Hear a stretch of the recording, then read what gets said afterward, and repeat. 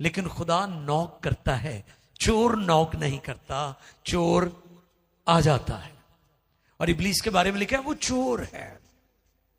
वो क्या है? वो चोर है, वो चुराता है, वो मारता है, वो हलाक करता है। लेकिन खुदा क्या करता है? देख मैं तेरे दिल के दरवाजे पर। जब लोग दाऊद की तरह ताइब हो जाते हैं, एहसास गुनाह आ जाता है, तो फिर जब खुदा के हुजूर झुकते हैं तो फिर खुदा कहता है मैं तुझे तालीम दूंगा।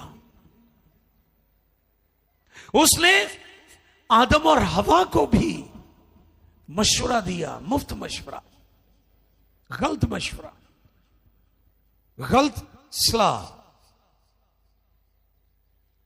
पैदाइश 3 बाब में इब्लीस हवा को सलाह देता है। फिर पैदाइश 18वें बाब में मुकद्दस मूसा का सुसर यत्रो, और वहां पर लिखा खुसर, फादर इन लॉ, वो भी उसका मुशीर था, वो उसे एडवाइस करता था। उसने कहा कि तू और लोगों को भी मुकर्रर कर इस काम और खिदमत के लिए। और फिर तवारीख की पहली किताब 26वें बाब की 14वीं आयत में जिक्रिया, वहां पर हमें मिलता है कि वो एक अक्लमंद सलाहकार था। कौन सा सलाहकार? यह हवाला जार नोट करते जाए ताकि आप घर में पढ़ सकें।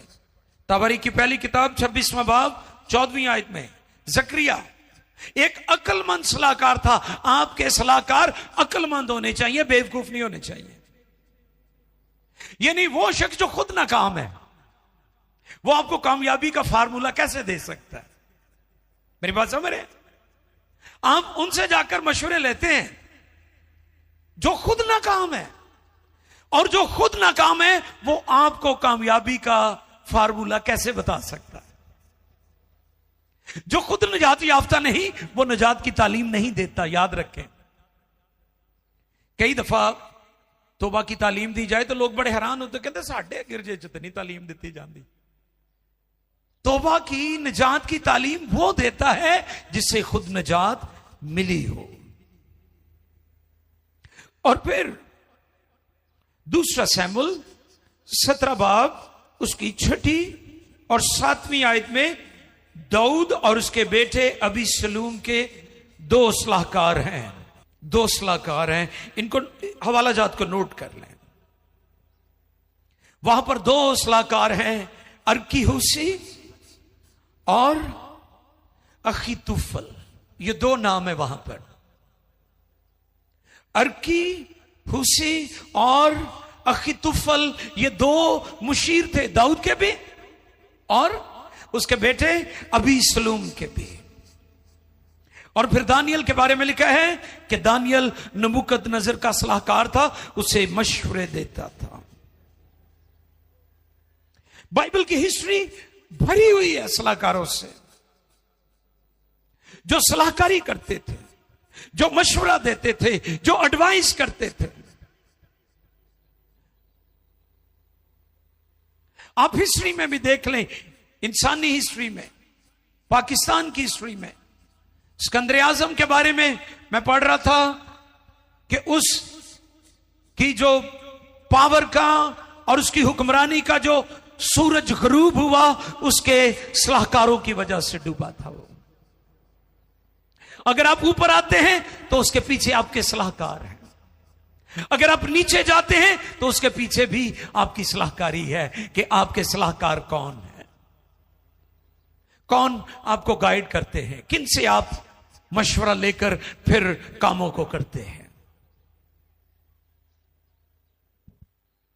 वो मिस्त्री गलत मिल जाए ना थानू, हाँ जी, साड़ी सिस्टर ने ना मिस्त्री बुला ले उथे लाहौर, ते मिस्त्री भी रिश्तेदार। दसो वो रोटी भी खवाई जावे तो मकान भी ना बने, ओदा रिश्तेदारों रोटी तो खवाने पैंदी है ना, लामा बढ़ जाता है कि जी असी इन्हों को कहें तो सामने रोटी भी नहीं खवाई इन्होंने। कई गलत मिस्त्री एंटर हो जान, घर नहीं ताड़ा बनना, वो खपदे ही रहोगे तुसी। ते मशवरा भी सही लोगों को लैके फिर ही घर बनाने चाहिए। सही होने चाहिए लोग आपके इर्द गिर्द। क्यों लेना चाहिए हमें मशवरा? सलाहकारी होनी चाहिए। इमसाल 15-22 पढ़ें जी। इमसाल की किताब 15वें बाब की 22वीं आयत मुकद्दस। सलाह के बगैर इरादे पूरे नहीं होते। सलाह के बगैर इरादे पूरे नहीं होते। पर सलाहकारों की कसरत से क़याम पाते हैं। इसलिए सलाह जरूरी है। क्यों जरूरी है? ये दुनिया का अक्ल तरीन शख्स है, अक्लमंद। क्या नाम है इसका? सुलेमान बादशाह, किंग सोलोमन। और इसके बारे में हम सब जानते हैं कि इल्म और दौलत तो इसे मिरास में मिली थी, लेकिन हिकमत के लिए इसे खुदा की जरूरत थी। इल्म और दौलत तो आपको खानदान से विरासत में मिल जाएगी, लेकिन हिकमत के लिए आपको खुदा की जरूरत है। और घर भी, और कामयाबियां भी, और सरफराजियां भी, और बुलंदी भी हिकमत से मिलती है, हिकमत के बगैर नहीं मिलती। सलाह के बगैर इरादे पूरे नहीं होते, पर सलाहकारों की कसरत से क़याम पाते हैं। हालेलुया। एक गैर बाइबली भी इस्तलाह मौजूद है, वो कहते कंध को भी मशवरा लै लेना चाहिए। हालांकि कंध मशवरा दिंदी कोई नहीं कि दिता है कदी मशवरा। ते कई नजूमियां को बैठे होंगे ने, वो सड़क के उत्ते जिहड़े सिर च घट्टा पवा रहे होंगे ने, उन्होंने तो अपनी किस्मत खराब है, ते उन्होंने तुहानू फालगिरी दे नाल की कामयाबी देनी है। नादान लोग पाकिस्तानी किस्मत पुड़ियां लेंदे फिरदे ने। और मेहनत करया करो, किस्मत पुड़ियां लेंदे हो। कई ऐसे पासे लगे हुए ने, प्राइज बांड ले ले, ठीक है, लॉटरी निकल आएगी, कोई जैकपॉट हो जाएगा, कोई ना कोई राह लभ जाएगा। मेहनत करें, क्योंकि जो मेहनती है उसका हाथ उसे दौलतमंद बनाता है। ते ये भी याद रखो, जेडे पैसे तुसी मेहनत ना कमाए होने हैं ना, ਉਹਦੇ खर्च करन लगे तुसी बड़े मुताहत हो जाना। ते ਇਹ ਜਿਹੜਾ फरलू प्रोग्राम है ना, ये ਉਹੀ ਹੈ ਜਿਹੜੀਆਂ ਠੱਗੀਆਂ ਨਾਲ ਆਏ ਹੁੰਦੇ ਨੇ। ਇਹ फरलू प्रोग्राम ਜਿਹੜਾ ਤੇ ਜਿਹੜੇ ਮਿਹਨਤ ਨਾਲ ਪੈਸੇ ਆਏ ਹੁੰਦੇ ਆ ਨਾ, ਉੱਥੇ ਤੁਸੀਂ ਕਦਮ ਫੂੰਕ ਫੂੰਕ ਕੇ ਰੱਖੋਗੇ। ਤੁਹਾਨੂੰ ਪਤਾ ਇਹਦੇ ਲਈ ਮੈਂ ਮਿਹਨਤ ਕੀਤੀ। ਇਹ ਐਵੇਂ ਨਹੀਂ, ਪੈਸਾ ਕਮਾਣਾ ਸੌਖਾ ਨਹੀਂ ਹੈ। ਕਈ ਸਾਡੇ ਇੱਥੋਂ ਕਹਿਣਗੇ, ਭਾਜੀ $500 ਭੇਜ ਦਿਓ, ਤੁਹਾਡੇ ਲਈ ਕਿਹੜੀ ਮੁਸ਼ਕਲ ਹੈ। ਉਹਨੂੰ ਪੁੱਛੋ 500 ਨੇ ਕਮਾਇਆ ਅਮਰੀਕਾ 'ਚ ਕਿਵੇਂ। ਇਹ ਐਡਾ ਸੌਖਾ ਨਹੀਂ ਪੈਸੇ ਕਮਾਣਾ, ਉੱਥੇ ਵੀ ਬੜੀ ਮੁਸ਼ਕਲ ਪੈਸਾ ਕਮਾਇਆ ਜਾਂਦਾ ਹੈ। ਤੇ ਕਹਿਣਗੇ ਤੁਹਾਡਾ ਕੀ ਵਿਗੜ ਜਾਣਾ ਹੈ। ਯਾਨੀ ਸਾਨੂੰ ਆਦਤ ਪਈ ਹੋਈ ਹੈ ਮੰਗਣ ਦੀ, ਅਸੀਂ ਟਲਣਾ ਨਹੀਂ ਇਸ ਗੱਲ ਤੋਂ। ਕੀ ਕਹਿਣਗੇ, ਭਾਈ ਸਾਹਿਬ ਤੁਸੀਂ ਤਾਂ ਕੱਪੜੇ ਝਾੜਨੇ ਤੇ ਇਹਨੇ ਡਿੱਗ ਪੈਣੇ ਨੇ। ਉਹ ਜ਼ਾਲਮੋ, ਤੁਹਾਨੂੰ ਕੀ ਪਤਾ ਕਿ ਕਿਸ ਤਰ੍ਹਾਂ ਆਏ ਨੇ। ਐਵੇਂ ਫਿਰ ਮਸ਼ਵਰੇ ਦੇਈ ਜਾਣਗੇ, ਤੁਹਾਡਾ ਕੀ ਵਿਗੜ ਜਾਣਾ ਹੈ। ਆਪ नहीं मेहनत करनी, आप नहीं हाथ हिलाना। हाँ जी, दम का दम, कमाई की दुनिया खाएंगे हम। ऐ ही लगे हुए ने साडे ते बहुत इस पासे। वो कला ही बंदा जिहड़ा जिम्मेदारी लै ले, वो पिसदा रहिंदा घर दे विच बेचारा। बाकी सारे जनाब बह के खा रहे मौजां। ते तुसीं वेखो, एसी वो नहीं बंद करदा ਜਿਹੜਾ ਕਮਾਉਂਦਾ ਹੈ। ਨਹੀਂ ਨਹੀਂ ਨਹੀਂ, ਜਿਹੜਾ ਨਹੀਂ ਕਮਾਉਂਦਾ ਉਹ ਕਹਿੰਦਾ ਚੱਲਣ ਦੇ, ਦੇਣੇ ਤੇ ਉਹ ਨਹੀਂ ਹੈ। ਅਫਸੋਸ, ਦੀਵਾਰਾਂ ਕੋਈ ਮਸ਼ਵਰੇ ਨਹੀਂ ਦਿੰਦੀਆਂ। ਐਵੇਂ ਲੋਕਾਂ ਨੇ ਗੱਲ ਬਣਾਈ ਹੋਈ ਹੈ। दो तरह की सलाह है, नेक सलाह और शरीरों की सलाह। कितनी है जी? इमसाल 11वें बाब की 14वीं आयत पढ़िए जी। इमसाल 11वें बाब की 14वीं आयत मुकद्दस। नेक सलाह के बगैर, क्या लिखा है जी? नेक सलाह के बगैर, नेक सलाह के बगैर लोग तबाह होते हैं। लोग तबाह होते हैं। यानी शरीरों की अगर सलाह है उनके पास, नेक सलाह नहीं है, तो लोग क्या हो जाते हैं? तबाह होते हैं। लेकिन सलाहकारों की कसरत में सलामती है। अगर आपके पास नेक सलाहकार नहीं है, अगर आपका मुशीर ठीक नहीं है, अगर आपका एडवाइजर ठीक नहीं है, तो फिर आप तबाह हो जाएंगे। और नेक कौन है? मरकस 10:18 पढ़िए जी। मरकस 10वें बाब की 18वीं आयते मुकद्दसा। यीशु ने उससे कहा, तू मुझे क्यों नेक कहता है? कोई नेक नहीं, मगर एक यानी खुदा। आमीन। एक है जो नेक है और वो हमारा खुदा है। नेकी हमारे खुदा से सादर होती है। खुदा आपके लिए हमेशा भलाई के मंसूबे रखता है। इस पर हम सीख चुके हैं कि खुदा के किरदार में सबसे खूबसूरत चीज कि वो भला खुदा है।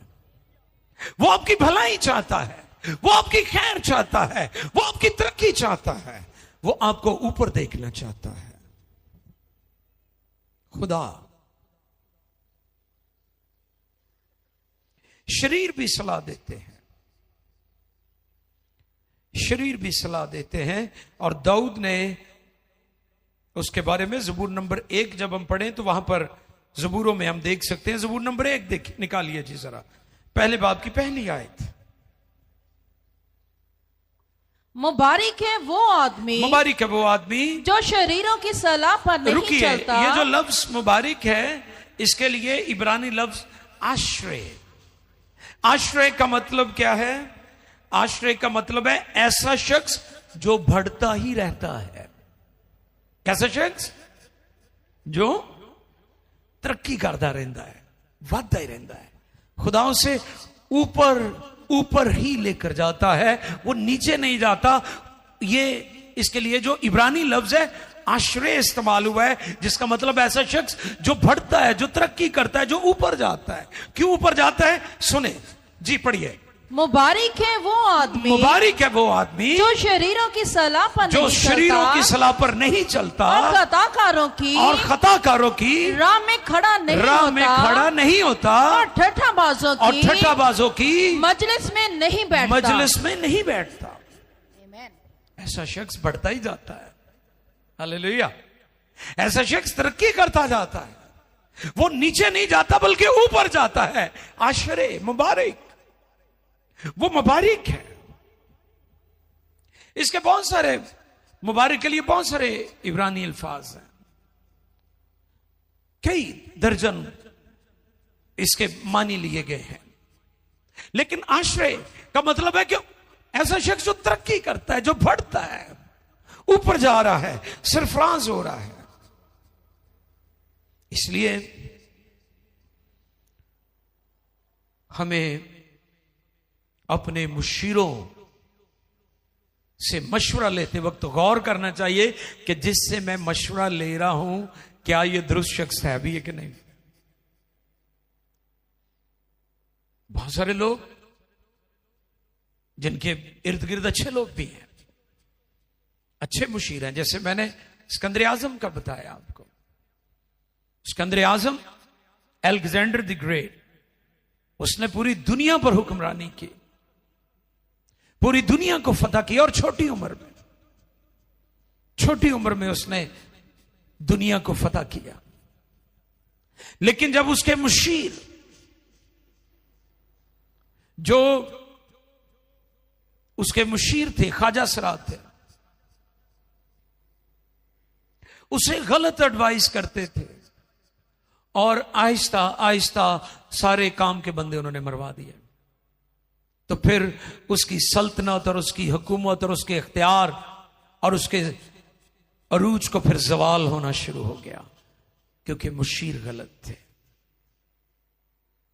तो आपकी जिंदगी में जो मुशीर हैं वो दुरुस्त होने चाहिए। इस पर हम सीख चुके हैं कि आप मशवरा हमेशा खुदा परस्त लोगों से लिया करें, अपने पास्टर से, अपने मां बाप से, उनसे मशवरा लें। आपकी जिंदगी में खुदा के बाद, पास्टर के बाद जो सबसे अहम